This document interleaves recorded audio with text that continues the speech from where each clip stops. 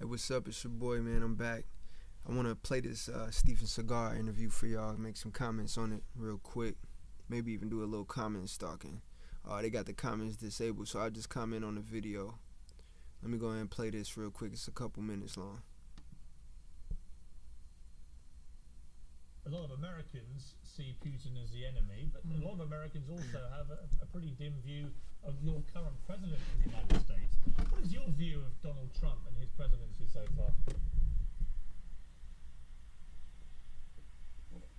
I think that, we have a really unfortunate situation in the sense that even though he was democratically elected, there are so many people out there who don't feel that that's the case, and we have just, a ton of enemies within. We have these, Democrats that have this whole other agenda to kind of, when I say Democrats, it's not just the Democrats, but there are this whole group of leftover Obamaites and people who feel that they should really sort of kind of overthrow Trump, and any decisions he makes, anything that he tries to do, he gets blocked so often. Right. You remember that? That seemed familiar, right? That was similar what happened to Obama. You know what I'm saying? When Obama came into office, a lot of people made his decision making hell. So it's it's kind of karma in a way. Sort of the enemies within. So it's very difficult for him to do anything. But when you see this ongoing debate right now about patriotism, the American flag, the anthem, black football players taking the knee as a mark of protest about racial division and injustice in America, do you agree with Trump that it's disrespectful, or do you think actually going to one knee is not an entirely disrespectful way of making a point? I guess really what I'd like to say is this. I believe in free speech. I believe that everyone's entitled to their own opinion, but I don't agree that they should hold the United States of America or the world hostage by taking a venue where people are tuning in to watch a football game and, imposing their political views. I think it's outrageous. I think it's a joke. It's disgusting. And, I respect the American flag, and I myself, have risked my life countless times for the American flag, and I don't understand or agree with this kind of behavior. I think it's an outrage. There will be some people. Yeah, so, man, Steven Segal obviously is a Trump supporter. You know what I'm saying? He's coming from that direction. Point of view, you always got to look at where people's point of view is, because it's hard to argue perspective with a person. A person's perspective is coming from that side. They not going to see it from the other way. So you can only respect a person's perspective. You can't really judge a man by his perspective because he's not in your shoes. You know what I'm saying? So by him saying it's disgusting, he's not looking at it from the reason why y'all would be kneeling at during the national anthem. Are y'all jumping in the middle of the field, intercepting a ball and stopping the football game? No. But during the national anthem, you letting the people know that you have something on your heart. You got something on your mind. You know what I'm saying? People are losing lives out here. Lives are being devastated.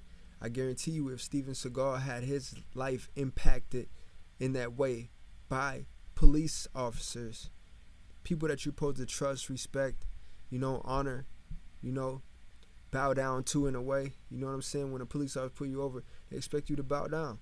If he had those people invade his life, interrupt his family, take away him from his loved ones, or somebody from him that were taken away, maybe a nephew or a son or something like that, by a police officer, and a police officer was let off constantly, and you've seen other cases where they're let off constantly. They get a slap on the wrist. You know what I'm saying? They barely get fired, right? Remember Donald Trump said in his speech, he said the NFL players should be fired, but none of these police officers should be fired for actually taking a life. These football players are taking maybe like You know, how long is the national anthem? A minute? You know, it's not that long. It's 2 minutes.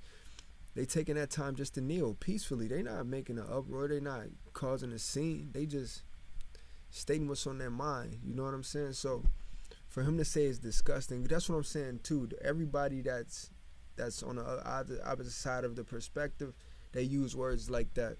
Check out my last video I did.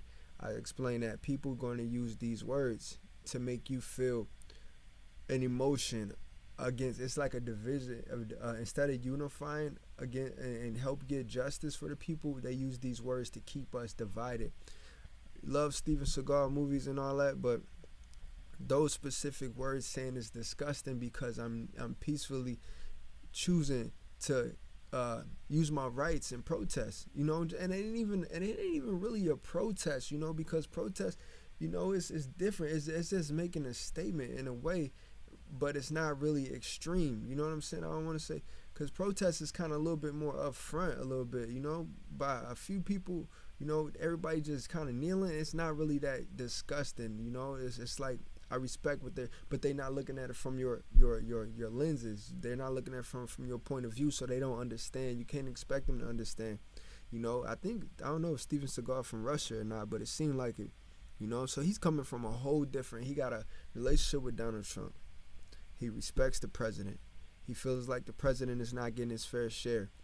And those people with those views and those people, a lot of people who support Trump, they don't care about people of other races to that extent, you know.